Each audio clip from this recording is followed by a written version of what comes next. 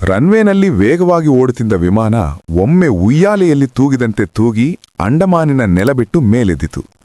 ವಿಮಾನದ ಕಿಟಕಿಯಿಂದ ಇಣುಕಿ ನೋಡಿದೆ. ಅಂಡಮಾನ್ ಕೊನೆಯ ಬಾರಿಗೆ ಕಣ್ಣಿಗೆ ಬಿತ್ತು.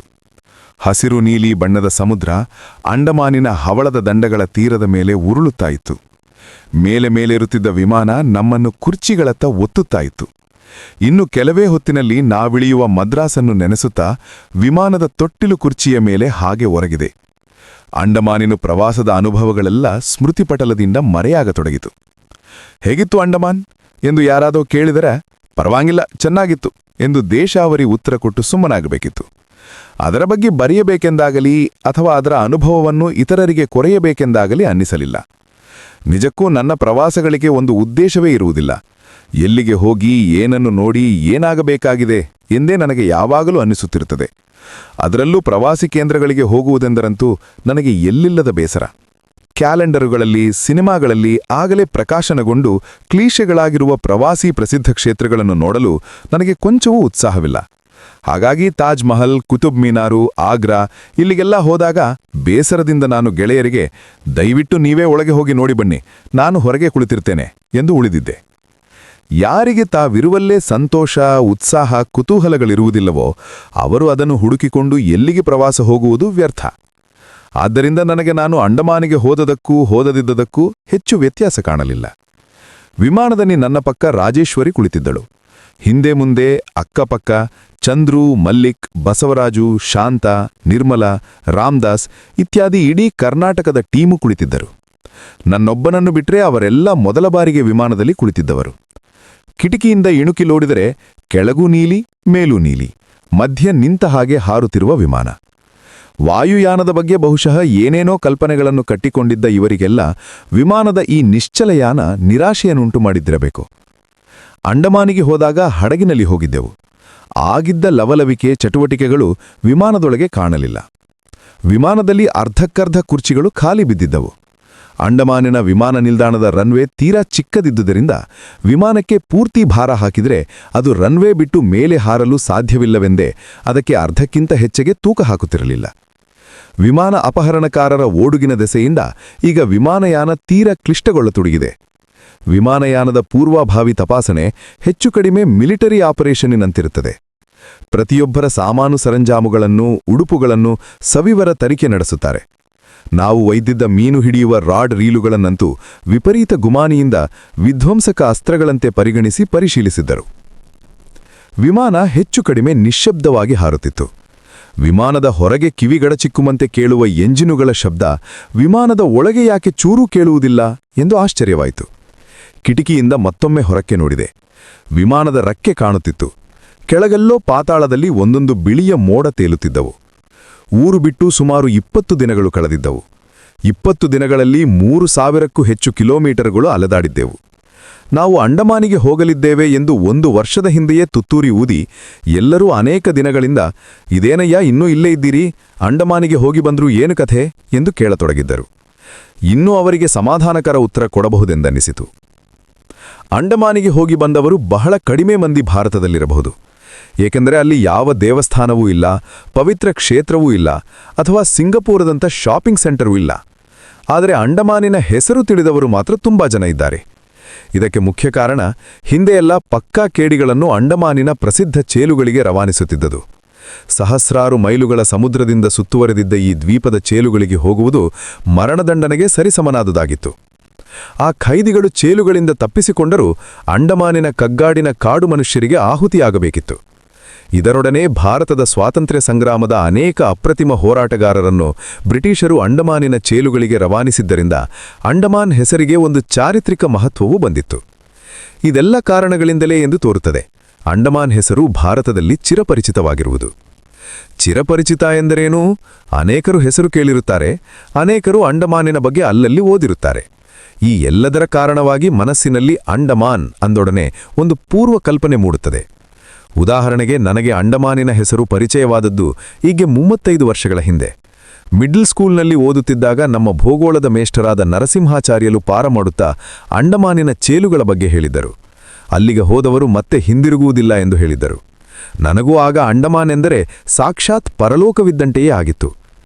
ಬಿರುಗಾಳಿಯಿಂದ ಕೂಡಿದ್ದ ಸಮುದ್ರದ ಹದ್ದೆರೆಗಳು ಬಂದಪ್ಪಳಿಸುವ ದೊಡ್ಡ ಬಂಡೆಯ ನಡುಗಡ್ಡೆಯ ಮೇಲೆ ಕಲ್ಲಿನಿಂದ ಕಟ್ಟಿದ ಕಾರಾಗೃಹಗಳಲ್ಲಿ ಬಂಧಿಸಿಟ್ಟ ಕಳ್ಳರು ಸಾವನ್ನೆದುರು ನೋಡುತ್ತಿರುವ ಕಲ್ಪನೆಯೊಂದು ಮಾಡಿಕೊಂಡಿದ್ದೆ. ಆಗ ನಾನು ಕಳ್ಳರ ಬಗ್ಗೆ ಯೋಚಿಸುವುದಕ್ಕಿಂತಲೂ ಈ ಕಳ್ಳರಿಗೆ ದಿನಾ ಶಿಕ್ಷೆ ಕೊಡುವ ಜೈಲಿನ ಅಧಿಕಾರಿಗಳ ಬಗ್ಗೆ ಚಿಂತಿಸಿದ್ದೆ. ಅವರ ಕಥೆಯೇನು? ಅವರಿಗ ಊಟ ತಿಂಡಿ ಎಲ್ಲಿಂದ? ಅವರಿಗೆ ಹೆಂಡಿರು ಮಕ್ಕಳಿರುತ್ತಾರಾ? ಕಳ್ಳರಿಗಾದರೂ ಶಿಕ್ಷೆ ಮುಗಿದ ಮೇಲೆ ಒಂದು ದಿನ ಬಿಡುಗಡೆಯಾಗುವ ಸಾಧ್ಯತೆ ಇರುತ್ತದೆ. ಆದರೆ ಇವರ ಉಸ್ತುವಾರಿ ನೋಡಿಕೊಳ್ಳುವವರಿಗೆ ಇಲ್ಲಿಂದ ಬಿಡುಗಡೆಯೇ ಇಲ್ಲವಲ್ಲ. ಖೈದಿಗಳಿಗೆ ಖೈದಿಗಳಾಗಿರುವ ಇವರ ಬಗ್ಗೆ ಕನಿಕರದಿಂದ ಯೋಚಿಸುತ್ತಿದ್ದೆ.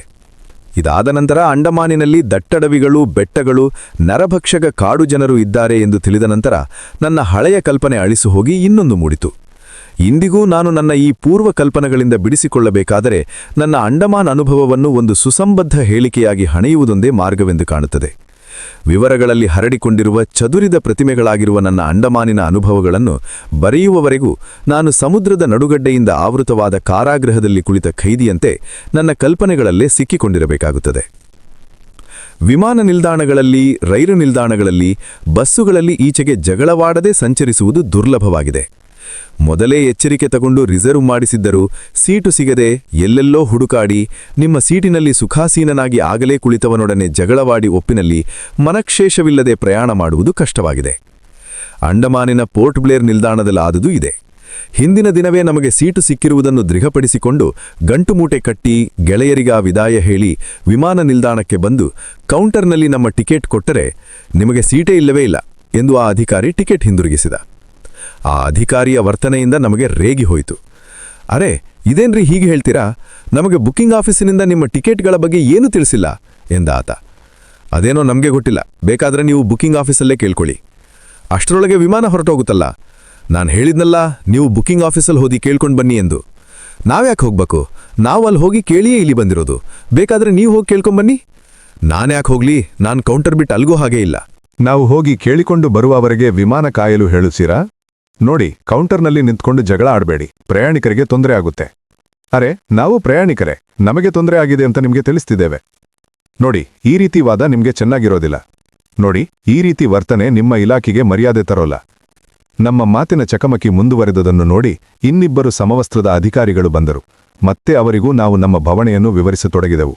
ನಮ್ಮ ಕಾತರ ಮತ್ತು ಜಗಳಗಳಲ್ಲಿ ನಾವೆಷ್ಟು ಮಗ್ನರಾಗಿದ್ದವೆಂದರೆ ನಮ್ಮ ಗುಂಪಿನ ಎಲ್ಲಾ ಹೆಸರನ್ನು ಅಲ್ಲಿಯೇ ಪಕ್ಕದಲ್ಲಿ ಒಬ್ಬ ಧ್ವನಿವರ್ಧಕದ ಮುಖಾಂತರ ಕೂಗುತ್ತಾ ಕೌಂಟರಿಗೆ ಬರಬೇಕೆಂದು ತಿಳಿಸುತ್ತಿದ್ದುದು ನಮಗೆ ಗಮನಕ್ಕೆ ಬರಲೇ ಇಲ್ಲ. 4 ಬಾರಿ ಕೂಗಿ ಕೊನೆಗೆ ಆತ ಆ ಪಟ್ಟಿಯನ್ನು ನಾವು ಜಗಳ ಕಾಯುತ್ತಿದ್ದ ಅಧಿಕಾರಿಯ ಬಳಿಗೆ ತಂದು ಇವನ್ಯಾರೂ ಬಂದಿಲ್ಲವೆಂದು ಹೇಳಿದ. ಆಗಲೇ ನಮಗೆ ಗೊತ್ತಾದುದು ಇವರು ನಮಗಾಗಿ ಹುಡುಕಾಡುತ್ತಿದ್ದಾರೆಂದು. ಆ ಆಫೀಸರು ನಮ್ಮ ಟಿಕೆಟ್ಗಳನ್ನು, ಆ ಪಟ್ಟಿಯನ್ನು ಸರಿಯಾಗಿ ನೋಡದೆ ನಮ್ಮನ್ನು ವಾಪಸ್ ಕಳಿಸುವ ಸನ್ನಾಹದಲ್ಲಿದ್ದ. ನಾವೆಲ್ಲ ಇನ್ನಷ್ಟು ಕೋಪದಿಂದ ಅವನನ್ನು ದುರುದುರು ನೋಡಿದೆವು. ಈ ರೀತಿ ಕೊನಗಳಿಗೆಯ ವಿಘ್ನಗಳಿಲ್ಲದೆ ನಾವು ಎಲ್ಲಿಗೂ ಯಾವತ್ತೂ ಪ್ರವಾಸ ಹೋಗಿ ಬಂದೇ ಇಲ್ಲವೆಂದು ಹೇಳಿದರೆ ಅತಿಶಯವಾಗಲಾರದು. ಅಂಡಮಾನ್ ಪ್ರವಾಸದ ಪ್ರತಿ ಹಂತದಲ್ಲೂ ನಾವು ಈ ರೀತಿಯ ಕ್ಷಣಗಂಡಾಂತರಗಳನ್ನು ಎದುರಿಸುತ್ತಲೇ 3000 ಮೈಲಿ ತಿರುಗಿದೆವು. ಅದೆಲ್ಲ ಮುಂದೆ ನಿಮಗೆ ಹೇಳುತ್ತೇನೆ. ವಿಮಾನದಲ್ಲಿ ನಮಗೆ ಕೊಟ್ಟ ಆಹಾರ ಮುಗಿಸಿ ಟೀ ಕುಡಿದು ಬಾಯಿ ಒರೆಸಿಕೊಳ್ಳುವ ವೇಳೆಗಾಗಲೇ ವಿಮಾನ ಮೆಲ್ಲಗೆ ಕೆಳಗೆ ಕುಸಿಯುತ್ತಿರುವ ಅನುಭವವಾಗತೊಡಗಿತು. ದೂರದಲ್ಲಿ ಮೇಘಾಚ್ಛಾದಿತ ಭಾರತದ ಭೂಖಂಡ ಕಾಣತೊಡಗಿತು. ಸಾಗರದ ಮೇಲೆ ತೇಲುತ್ತಿರುವ ಹಡಗುಗಳು ಕಾಣತೊಡಗಿದವು. ಸಾಸಿವೆಯ ಕಾಳಿನಂತೆ ಕಾಣುತ್ತಿದ್ದ ಮನೆಗಳು, ರಸ್ತೆಗಳು, ಮರಗಳು ಸಜ್ರನೆ ದೊಡ್ಡದಾಗತೊಡಗಿದವು. ಕಣ್ಣು ಮುಚ್ಚಿ ಬಿಡುವುದರೊಳಗೆ ನಮ್ಮ ವಿಮಾನ ಮದ್ರಾಸ್ ವಿಮಾನ ನಿಲ್ದಾಣದ ರನ್ವೇನಲ್ಲಿ ಜಾರಿಳಿದಿತ್ತು. ದೂರದ ಅಂಡಮಾನಿನಿಂದ ನಮ್ಮನ್ನು ಚಕ್ಕನೆ ತಂದಿಳಿಸಿ ವಿಮಾನ ನಮ್ಮ ಪ್ರಜ್ಞೆಗೆ ದೊಡ್ಡ ಆಘಾತವನ್ನುಂಟು ಮಾಡಿತ್ತು. ನಮ್ಮ ಆಧುನಿಕ ಜೆಟ್ ವಿಮಾನಗಳು ನೆಲಬಿಟ್ಟು ಹಾರುವಾಗ ಮತ್ತು ಇಳಿಯುವಾಗ ಮಾತ್ರ ನಮಗೆ ವಿಮಾನಯಾನದ ಆಹ್ಲಾದಕರ ಅನುಭವ. ಒಮ್ಮೆ ಆಕಾಶದಲ್ಲಿ ಮೇಲೇರಿತೆಂದರೆ ಆರಾಮ ಕುರ್ಚಿಯೊಂದರಲ್ಲಿ ರೂಮಿನಲ್ಲಿ ಕುಳಿತಂತಿರುತ್ತದೆ. ಗಗನದಲ್ಲಿ ಹಾರುವುದರ ಬಗ್ಗೆ ಏನೇನೋ ಕಲ್ಪನೆಗಳನ್ನು ಇಟ್ಟುಕೊಂಡಿದ್ದವರಿಗೆ ವಿಮಾನದ ಅಪಾರ ವೇಗ ಮತ್ತು ಎತ್ತರಗಳು ಅನುಭವಗಮ್ಯವಾಗುವುದೇ ಇಲ್ಲ. ನೀಲ ಗಗನದಲ್ಲಿ ನಮ್ಮ ಎತ್ತರ ವೇಗಗಳನ್ನು ಸಾದೃಶ್ಯದಿಂದ ಅರಿಯಲು ಏನೂ ಇಲ್ಲದಿರುವುದರಿಂದ ವಿಮಾನ ಮುಂದೆ ಚಲಿಸುತ್ತಿದೆಯೋ ಸುಮ್ಮನೆ ನಿಂತಿದೆಯೋ ಎಂಬುದೂ ತಿಳಿಯುವುದಿಲ್ಲ. ಅಂಡಮಾನಿಗೆ ಹೋಗುವಾಗ ಹಡಗಿನಲ್ಲಿ ನಮಗೆ 4 ದಿನ ಹಿಡಿದಿತ್ತು. ನ್ಯಾವಿಗೇಟರ್ ರೂಮಿಗೆ ದಿನಾ ಹೋಗಿ ನಮ್ಮ ಹಡಗು ಯಾವ ಅಕ್ಷಾಂಶ ರೇಖಾಂಶದಲ್ಲಿ ಚಲಿಸುತ್ತಿದೆಯೇ ಎಂದು ಭೂಪಟದಲ್ಲಿ ನೋಡಿ ಯಾವ ದಿನ ಎಷ್ಟು ಹೊತ್ತಿಗೆ ಅಂಡಮಾನಿನಲ್ಲಿರುತ್ತೇವೆಂದು ಲೆಕ್ಕ ಹಾಕುತ್ತಿದ್ದೆವು. ಅದಕ್ಕೆ ತದ್ವಿರುದ್ಧವಾಗಿ ವಿಮಾನ ನಾವು ನೀರು ಕುಡಿದು ಬಾಯಿ ಒರೆಸಿಕೊಳ್ಳುವುದರೊಳಗೆ ಅಂಡಮಾನಿನಿಂದ ತಂದು ಮದ್ರಾಸಿಗೆ ಬಿಟ್ಟಿತ್ತು. ನಮ್ಮ ಸಾಮಾನು ಸರಂಜಾಮುಗಳನ್ನು ಹೊತ್ತುಕೊಂಡು ಮದ್ರಾಸ್ ವಿಮಾನ ನಿಲ್ದಾಣದ ಹೊರಗೆ ಬಂದು ರಣಬಿಸಿಲಿನಲ್ಲಿ ಬೆವರುತ್ತಾ ಮುಂದೆಲ್ಲಿಗೆ ಎಂದು ನಿಂತು ಯೋಜಿಸಿದೆವು. ನನ್ನ ಪಕ್ಕ ನಿಂತಿದ್ದ ರಾಮದಾಸ್ ಕಡೆಗೆ ನೋಡಿದೆ. ನಾವು ವಿಮಾನದಲ್ಲಿ ಬರಬಾರದಿತ್ತು ಎಂದರು. ಯಾಕ್ರಿ, ವಿಮಾನದಲ್ಲಿ ಒಮ್ಮೆ ಹಾರಬೇಕು ಎಂದು ಹೇಳಿದ್ರಲ್ಲ ಎಂದೆ. ನಾವಷ್ಟೊಂದು ತೊಂದರೆ ತಗೊಂಡು ಎಲ್ಲೆಲ್ಲಾ ಹೋಗಿದ್ದೆವು. ನೋಡಿದಿರಾ ಹೇಗಿದೆ ಆಧುನಿಕ ಸಾರಿಗೆ ವ್ಯವಸ್ಥೆ? ಕೇವಲ 2 ಗಂಟೆಗಳ ಹಿಂದೆ ನಾವು ಅಂಡಮಾನಿನ ವಿಮಾನ ನಿಲ್ದಾಣದಲ್ಲಿ ಜಗಳ ಕಾಯುತ್ತಿದ್ದೆವೆಂದು ನಮಗೇ ನಂಬುವುದಕ್ಕೆ ಆಗುತ್ತಿಲ್ಲ.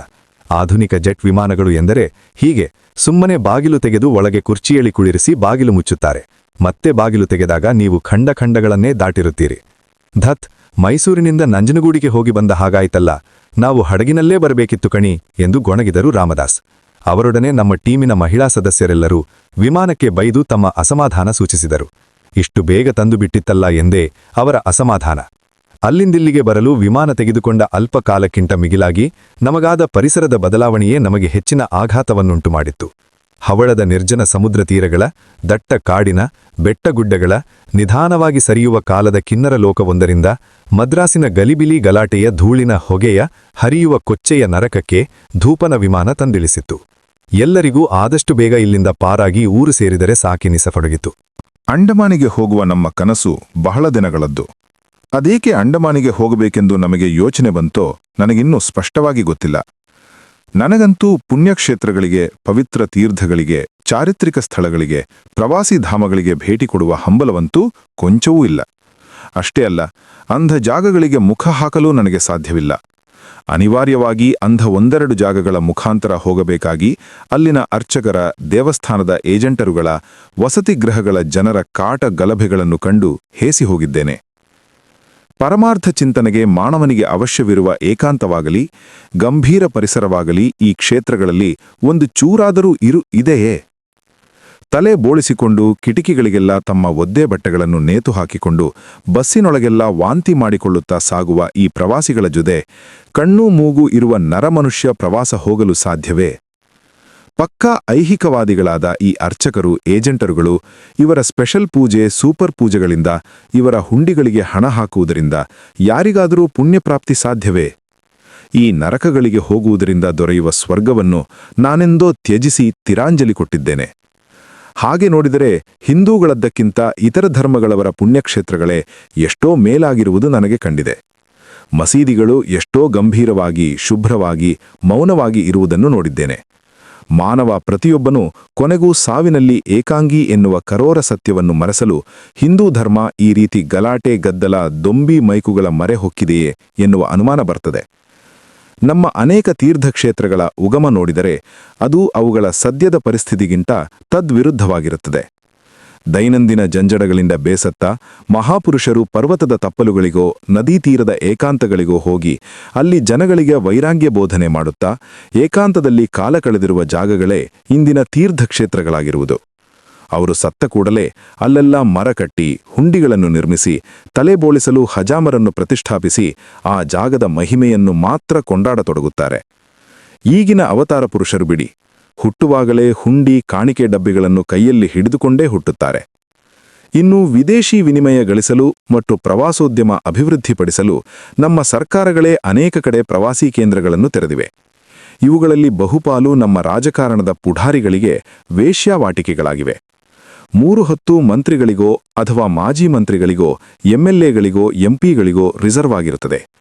ಇವುಗಳಲ್ಲೆಲ್ಲ ಈ ದುರಾತ್ಮರ ಅವ್ಯವಹಾರಗಳು ಯಾವ ರೀತಿ ನಡೆಯುತ್ತದೆ ಎಂದರೆ, ಮರ್ಯಾದೆ ಇರುವ ದಂಪತಿಗಳಾರೂ ಇತ್ತ ಸುಳಿಯಲು ಭಯಪಡುವ ಸ್ಥಿತಿಯಿದೆ.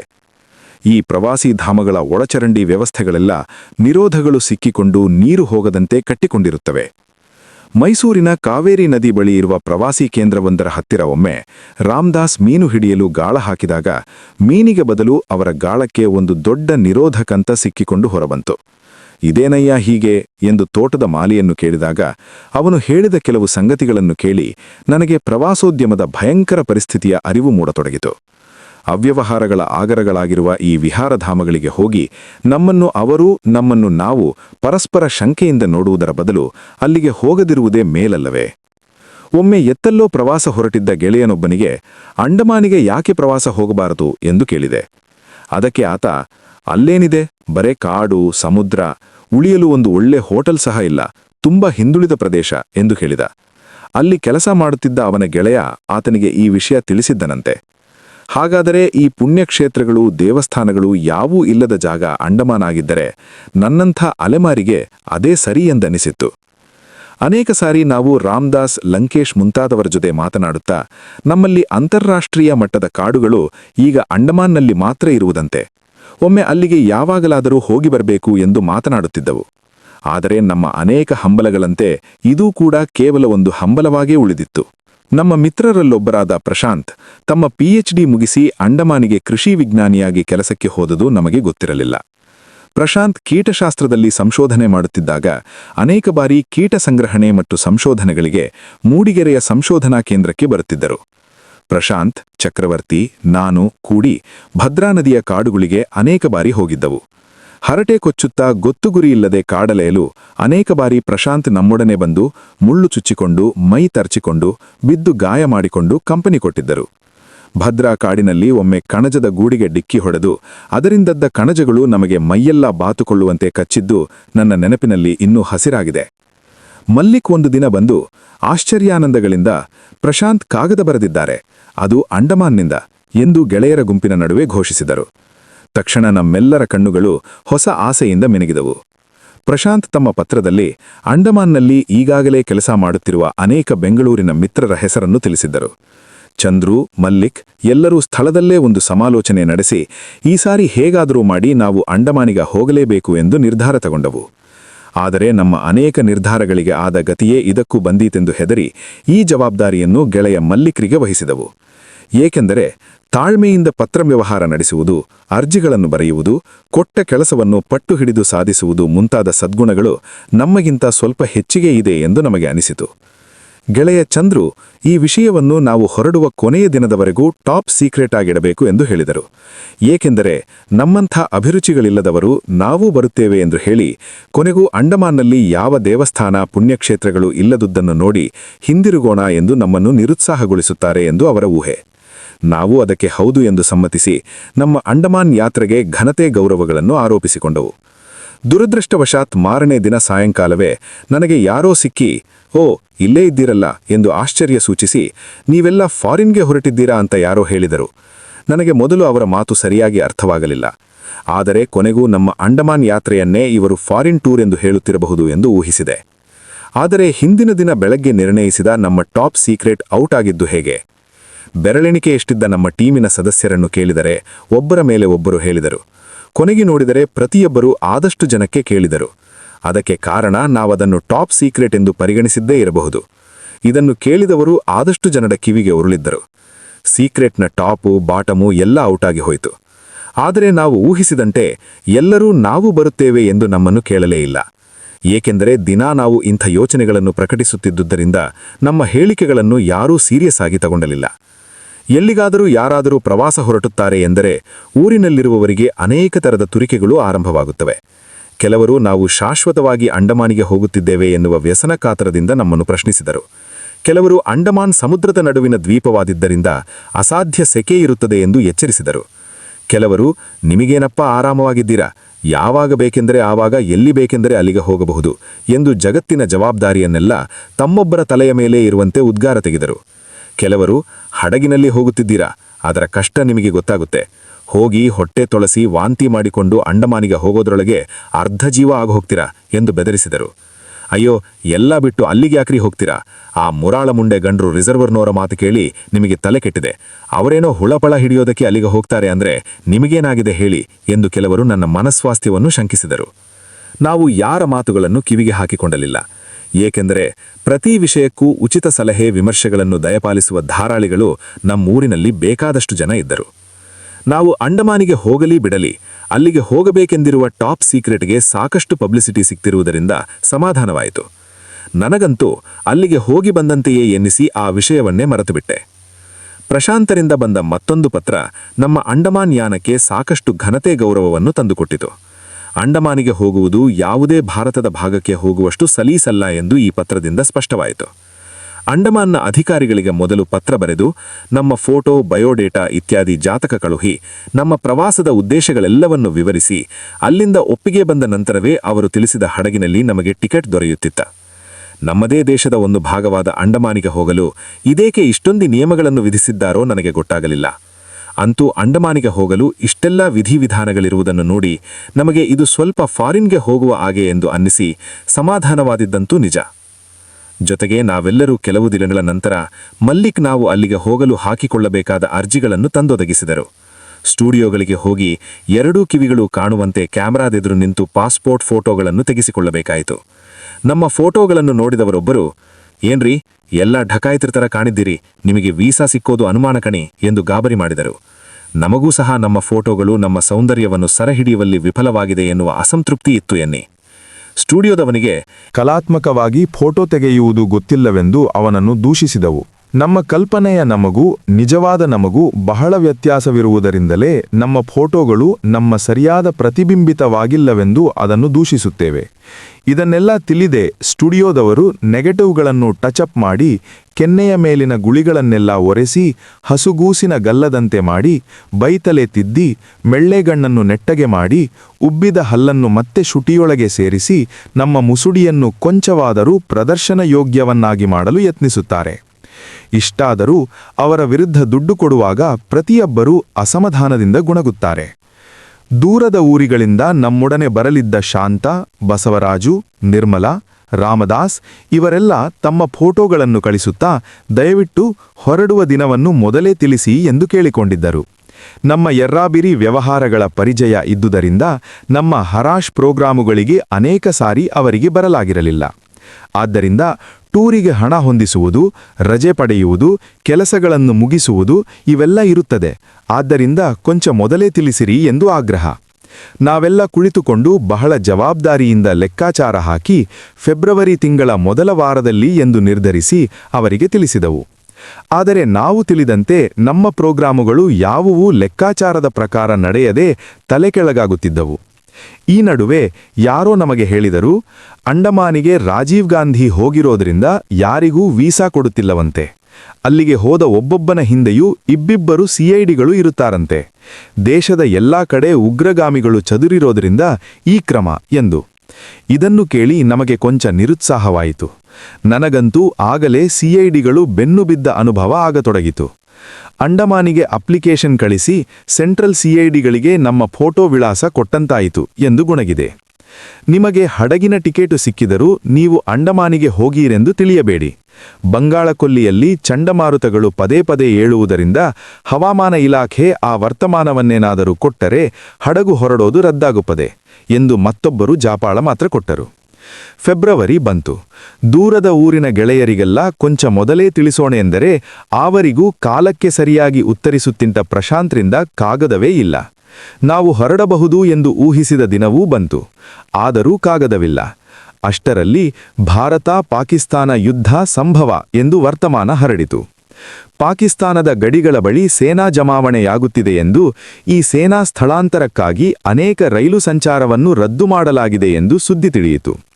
ಸರಿ, ಅಂಡಮಾನಿನ ಹಡಗುಗಳ ಯಾನವೂ ರದ್ದಾಗಬಹುದು ಎಂದುಕೊಂಡೆವು. ಆದರೆ ಕೆಲವು ದಿನಗಳಲ್ಲೇ ಉಭಯ ಪಕ್ಷಗಳ ಮಾತುಕತೆಯಿಂದ ಯುದ್ಧ ಅಸಂಭವ ಎಂದು ದೃಢಪಟ್ಟಿತು. ಇಷ್ಟೆಲ್ಲ ಆದರೂ ಪ್ರಶಾಂತರ ಕಾಗದವಾಗಲಿ ಅಂಡಮಾನ್ ಅಧಿಕಾರಿಗಳ ಅನುಮತಿಯಾಗಲಿ ಬರಲೇ ಇಲ್ಲ. ದೂರದ ಊರಿನ ಗೆಳೆಯರೆಲ್ಲ ನಮ್ಮ ಅನೇಕ ಉಡಾಫೆ ಬೊಗಳೆಗಳಂತೆ ಇದೂ ಒಂದು ಎಂದು ತಿಳಿದು ಮತ್ತೆ ಕಾಗದ ಬರೆದು ಯಾವಾಗ ಹೊರಡುವುದು ಎಂದು ಕೇಳಲೂ ಇಲ್ಲ. ಎಲ್ಲ ಅಂಡಮಾನಿಗೆ ಸೋಡಚೀಟಿ ಕೊಟ್ಟು ಬೇರೆ ಬೇರೆ ಯೋಜನೆಗಳನ್ನು ಹಾಕತೊಡಗಿದೆವು. ಒಂದು ದಿನ ಸಂಜೆ ಲೈಟು ಬೆಳಕಿನಲ್ಲಿ ಗೆಳೆಯರ ಗುಂಪು ಬ್ಯಾಡ್ಮಿಂಟನ್ ಆಟದಲ್ಲಿ ಮುಳುಗಿತ್ತು. ಯಾರೋ ಓಡಿ ಬಂದು ಮನೆಯೊಳಗೆ ಫೋನ್ ರಿಂಗ್ ಆಗ್ತಾ ಇದೆ ಎಂದರು. ಓಡಿ ಹೋಗಿ ಫೋನ್ ಎತ್ತಿದೆ. ಹಲೋ ಹಲೋ, ಯಾರು? ಮೂಡಿಗೆರೆ 153 ಹೌದು, ನಾನು ಮಲ್ಲಿಕ್ ತಮ್ಮ, ಬೆಂಗಳೂರಿಂದ ಮಾತಾಡ್ತಿದ್ದೀನಿ. ಏನು ಸಮಾಚಾರ? ಅಂಡಮಾನಿನಿಂದ ಟೆಲಿಗ್ರಾಮ್ ಬಂದಿದೆ. ಇಷ್ಟನೇ ತಾರೀಖು ಹಡಗು ಹೊರಡುತ್ತಂತ. ಮಲ್ಲಿಕ್ ಇವತ್ತೇ ಬೆಂಗಳೂರಿಗೆ ಬಂದು ನಾಳೆ ಮದ್ರಾಸಿಗೆ ಹೋಗಿ ಟಿಕೆಟ್ ತಗೋಬೇಕು. ಫೋನ್ ಕಿರಿಕಿರಿಯಲ್ಲಿ ಅವರು ಹೇಳಿದ ತಾರೀಖು ಗೊತ್ತಾಗಲಿಲ್ಲ. ಹಡಗು ಹೊರಡೋದು ಯಾವತ್ತು? ಇಷ್ಟನೇ ತಾರೀಖು. ಯಾವ ತಾರೀಖು? ಇಷ್ಟನೇ ತಾರೀಖು. ಪ್ರತಿ ಸಾರಿಯೂ ಫೋನು ತಾರೀಖು ಹೇಳುವಾಗ ಗಲಾಟೆ ಮಾಡುತ್ತಿತ್ತು. ಮತ್ತೆ ಕೇಳೋಣೆನ್ನುವುದರೊಳಗೆ ಲೈನ್ ಔಟ್. ಮಲ್ಲಿಕ್ರ ಬೆಂಗಳೂರು ಮನೆಗೆ ಫೋನ್ ಇರಲಿಲ್ಲ. ಅವರು ಯಾವ ನಂಬರಿನಿಂದ ಮಾತಾಡಿದರೆಂದು ಗೊತ್ತಿಲ್ಲ.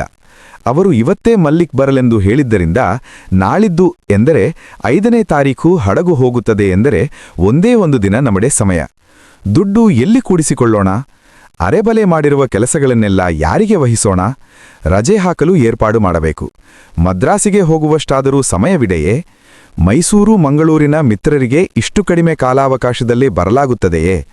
ತಲೆ ಮೇಲೆ ಆಕಾಶ ಬಿದ್ದಂತಾಯಿತು. ಹೊರಗಿನ್ನೂ ಆಟ ಭರದಿಂದ ಸಾಗಿತ್ತು. ನಾನು ಹೊರಬಂದು ಫೋನಿನ ಸಮಾಚಾರ ತಿಳಿಸಿದೆ. ಮೊದಲು ಜೋಕ್ ಮಾಡುತ್ತಿದ್ದೇನೆಂದು ಅವರಾರೂ ನಂಬಲಿಲ್ಲ. ಆನಂತರ ನಿಜವೆಂದು ತಿಳಿದ ಮೇಲೆ ತಲೆ ಮೇಲೆ ಕೈ ಹೊತ್ತು ಕುಳಿತರು. ಕಿಂಕರ್ತವ್ಯ ಮೂಢರಾಗಿ ಯೋಚಿಸುತ್ತಾ ಕುಳಿತ ನಮಗೆ ಆಗಲೇ 9 ಗಂಟೆಯಾದುದು ಗೊತ್ತಾಗಲಿಲ್ಲ. ಇನ್ನು 2 ಗಂಟೆಗಳಲ್ಲಿ ಮಲ್ಲಿಕ್ ಬಸ್ಸು ಹತ್ತಬೇಕಿತ್ತು. ಎಲ್ಲರ ಟಿಕೆಟ್ ಹಣ 5,000 ರೂಪಾಯಿಯನ್ನು ಕೂಡಲೇ ನಾವು ಅವರಿಗೆ ಒದಗಿಸಬೇಕಿತ್ತು. ಇದರೊಡನೆ ನಾವು ಹೊರಡುವುದಿದ್ದರೆ ಕೂಡಲೇ ರಾಮದಾಸ್ಗೂ ಬಸವರಾಜ್ಗೂ ಫೋನಿನಲ್ಲಿ ತಿಳಿಸಬೇಕಿತ್ತು.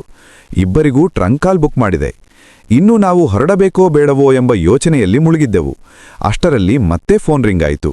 ಹಲೋ ಎಂದೆ. ಆಚೆ ತುದಿಯಲ್ಲಿ ಬಸವರಾಜ್ ಹಲೋ ಎನ್ನುತ್ತಿದ್ದರು. ಅಂತಿಮ ತೀರ್ಮಾನದ ಗಳಿಗೆ ಇದ್ದಕ್ಕಿದ್ದಂತೆ ನನ್ನ ತಲೆಯ ಮೇಲೆ ಬಿದ್ದಿತ್ತು. 1 ಸೆಕೆಂಡಿನಲ್ಲಿ ಯೋಚಿಸಿದೆ. ಅಂಡಮಾನಿಗೆ ಹೊರಟಾಗಿದೆ. ಮದ್ರಾಸಿನಲ್ಲಿ ಹಡಗು ಸಿಕ್ಕದಿದ್ದರೂ ಪರವಾಗಿಲ್ಲ, ಇನ್ನೆತ್ತಲಾದರೂ ಹೋಗಿ ಅಲೆದಾಡಿಕೊಂಡು ಬರುವುದು, ಈಗ ಹಿಂಜರಿಯುವುದು ಬೇಡ ಎಂದು. ಇವತ್ತು ರಾತ್ರಿ ಬೆಂಗಳೂರಿನ ಬಸ್ಸು ಹತ್ತಿ ಹೊರಟು ನಾಳೆ 12 ಗಂಟೆಗೆ ಬೆಂಗಳೂರು ರೈಲು ನಿಲ್ದಾಣದಲ್ಲಿ ನೀವು ನಮ್ಮನ್ನು ಕೂಡಿಕೊಳ್ಳಬೇಕು. ನಾಳಿದ್ದು ಅಂಡಮಾನಿನ ಹಡಗು ಹೊರಡುತ್ತದೆ. ಇದನ್ನು ಆಚೆ ತುದಿಯಲ್ಲಿ ಆಲಿಸಿದ ಬಸವರಾಜರ ದಿಗ್ಧಾಂತಿಯನ್ನು ಊಹೆಗೆ ಬಿಟ್ಟಿದ್ದು. ನಮಗೆ ತುಂಬಾ ತೊಂದರೆಯಾಗುತ್ತದಲ್ಲ ಈ ರಾತ್ರಿಯಲ್ಲಿ ಹಣ ಹೊಂದಿಸುವುದರಿಂದ? ಹೋಗಲಿ ಬಿಡಿ, ಇದೊಂದು ಸಾರಿ ನಮ್ಮನ್ನು ಬಿಟ್ಟೇ ಹೋಗಿ ಬನ್ನಿ ಎಂದು ತೊದಲುತ್ತಾ ಹೇಳಿದರು. ನಾನು ನಿರ್ಧರಿಸಿದ್ದ, ಹೋದರೆ ನಾವೆಲ್ಲ ಹೋಗಬೇಕೆಂದು. ಅದಕ್ಕೆ ಹೇಳಿದ್ದ, ನಿಮ್ಮ ಟಿಕೆಟ್ ಹಣ 1,000 ರೂಪಾಯಿ ಕೊಟ್ಟಾಗಿದೆ, ನೀವು ಬರದಿದ್ದರೆ ನೀವು ಅದನ್ನು ಕೊಡಬೇಕಾಗುತ್ತದೆ. ಬಸವರಾಜ ಮಾತು ಇನ್ನಷ್ಟು ತೊದಲಿತು. ಒಳ್ಳೆ ಗೋಳಾಯ್ತಲ್ಲ ಇಲ್ಲಿ, ಬಿಡಿ ಪ್ರಯತ್ನ ಮಾಡ್ತೀವಿ, ಹಾಗೂ ಆಗದಿದ್ದರೆ ಏನು ಮಾಡೋದು ಎಂದರು. ಮಾರನೇ ದಿನ ಈ ಗೆಳೆಯರನ್ನೆಲ್ಲ ಎದುರುಗೊಂಡಾಗ ಅವರ ಮುಖದಲ್ಲಿನ ಕೋಪಾಭಿವ್ಯಕ್ತಿ ಅವರಿಗೆ ನಾವು ಕೊಟ್ಟ ತೊಂದರೆಯನ್ನು ವಿವರಿಸುತ್ತಿತ್ತು. ನಿಮ್ಮ ಮೂಡಿಗೆಳೆಯವರಂದೇ ಬೇಜವಾಬ್ದಾರ ಜನರನ್ನು ನಾನು ಕಂಡೇ ಇಲ್ಲ. ನಿಮಗೇನಾದರೂ ಬುದ್ಧಿಗಿದ್ದಿ ಇದೆಯೇ?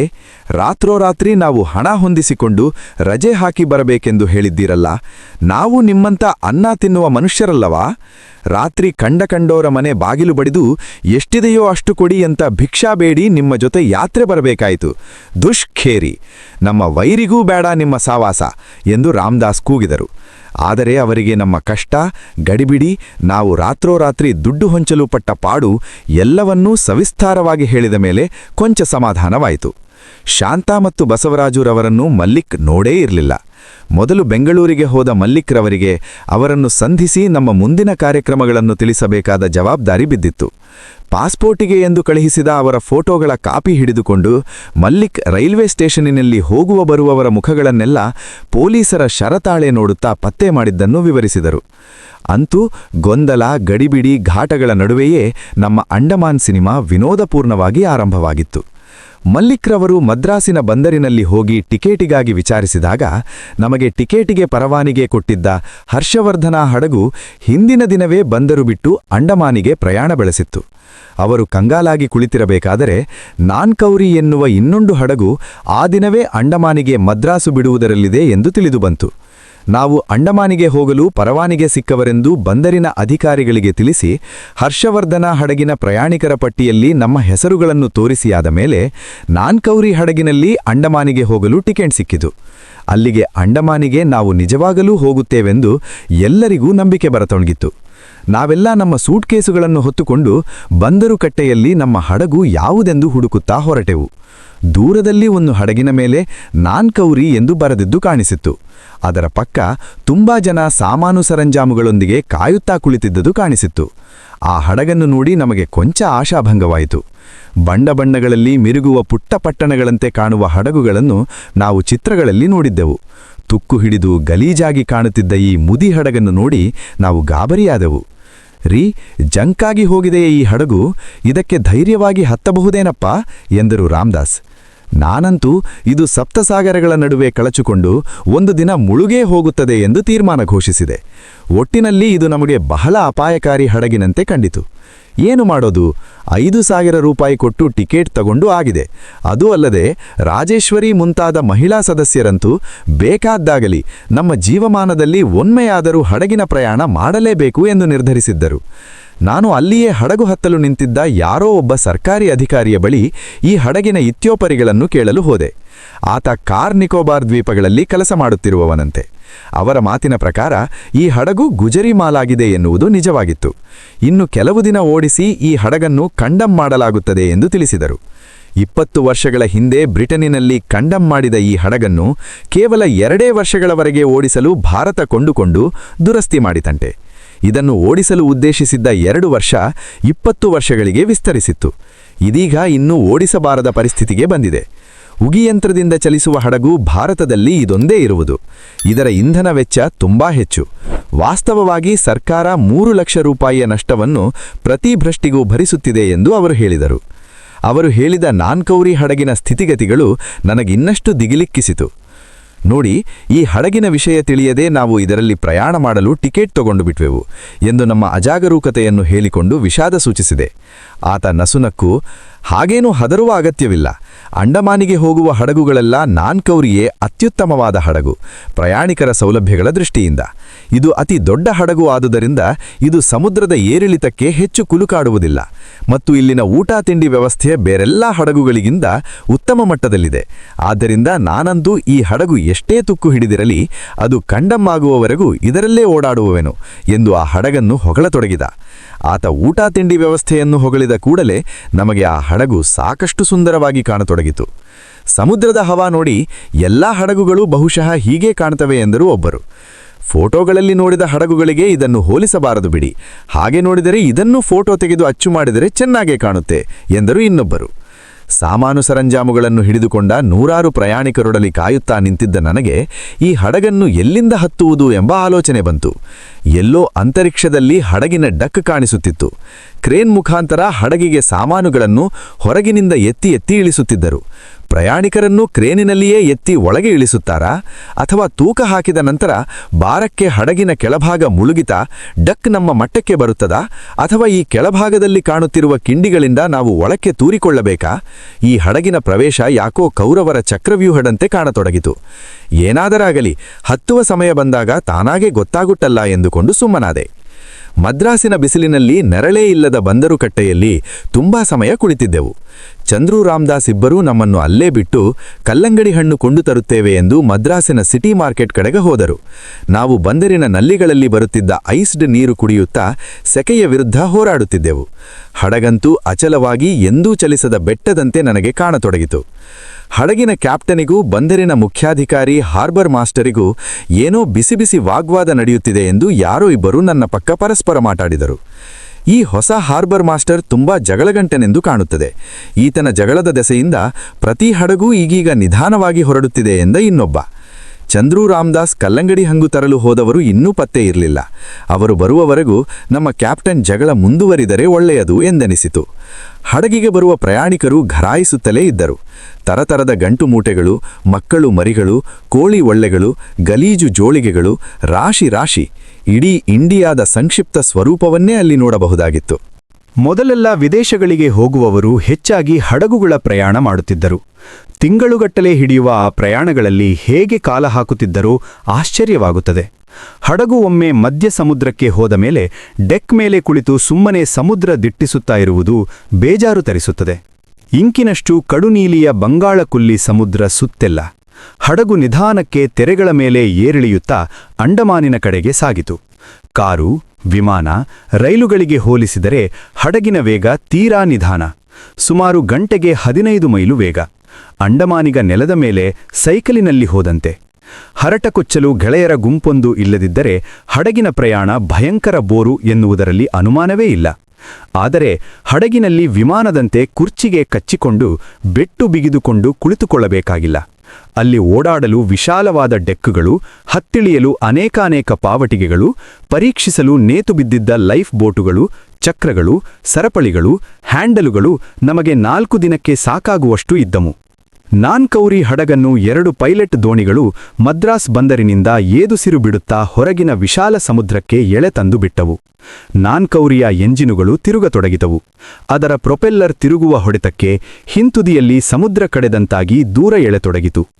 ಭಾರತದ ಮುಖ್ಯಭೂಮಿ ದೂರಾಗತೊಡಗಿತು. ಸರಿಯುತ್ತಿದ್ದ ಭಾರತವನ್ನು ಸುಮಾರು ಹೊತ್ತು ವೀಕ್ಷಿಸಿದ ಚಂದ್ರು ನನ್ನತ್ತ ತಿರುಗಿ ನನ್ನ ಕೈ ಕುಲುಕಿದರು. ನಾನು ಅವರತ್ತ ತಿರುಗಿ ಏಕೆನ್ನುವಂತೆ ನೋಡಿದ. ಈ ದೇಶವನ್ನು 1000 ನಮ್ಮ ಜೀವಿತದಲ್ಲಿ ಬಿಟ್ಟು ಹೋಗುತ್ತಿದ್ದೆವಲ್ಲ ಎಂದರು. ನನಗೆ ಭಾರತದ ಭಯಾನಕ ಸ್ವರೂಪ ಒಮ್ಮೆಲೆ ಕಣ್ಣಿಗೆ ಕಟ್ಟಿತು. ದರಿದ್ರ ದೇಶ ನೋಡಿ ಹೇಗಿದೆ. ಆ ಬಡತನ, ಆ ರಾಜಕಾರಣಿಗಳು, ಆ ಭ್ರಷ್ಟಾಚಾರ, ಆ ಜನಸಂಖ್ಯೆ, ಆ ಪರಿಸರ ನಾಶ. ಸಾಕಪ್ಪ, ಈ ಶನಿಯನ್ನು ಬಿಟ್ಟು ದೂರ ಹೋಗುವುದಕ್ಕೆ ನನಗೇನೋ ಸಂತೋಷವೇ ಆಗುತ್ತಿದೆ ಎಂದೆ. ಇಬ್ಬರೂ ಸೇರಿಕೊಂಡು ಭಾರತವನ್ನು ಮನಸ್ಸು ತೃಪ್ತಿಯಾಗುವವರೆಗೂ ಬೈದವು. ನಾವು ಇಷ್ಟೊಂದು ದೇಶಪ್ರೇಮವೇ ಇಲ್ಲದವರೆಂದು ಗೊತ್ತಾದುದು ಅಗಲೇ ಅಲ್ಲೇ.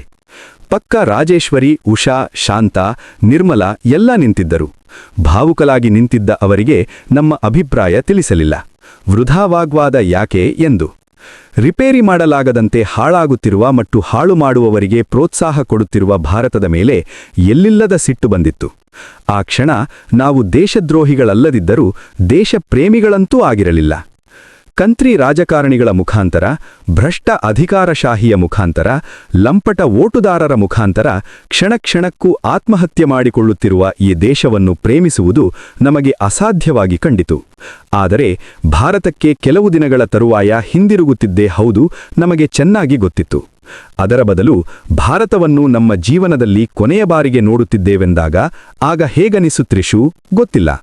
ಸಹಸ್ರಾರು ಮೈಲಿ ದೂರದ ಅಂಡಮಾನಿಗೆ ಶಿಕ್ಷೆ ಅನುಭವಿಸಲು ಅಥವಾ ಮರಣದಂಡನೆಗೆ ಹಿಂದೆಲ್ಲ ಹೋಗುತ್ತಿದ್ದ ಖೈದಿಗಳಿಗೆ ಏನೆನಿಸಿರಬಹುದು? ಭಾರತಕ್ಕಾಗಿ ಹೋರಾಡಿ ಪ್ರಾಣಾರ್ಪಣೆ ಮಾಡಿದ ಸ್ವಾತಂತ್ರ್ಯ ಹೋರಾಟಗಾರರಿಗೆ ಏನೆನಿಸಿರಬಹುದು? ವೀರ ಸಾವರ್ಕರರಿಗೆ ಈ ಕ್ಷಣಗಳು ಹೇಗೆ ಕಂಡಿರಬಹುದು?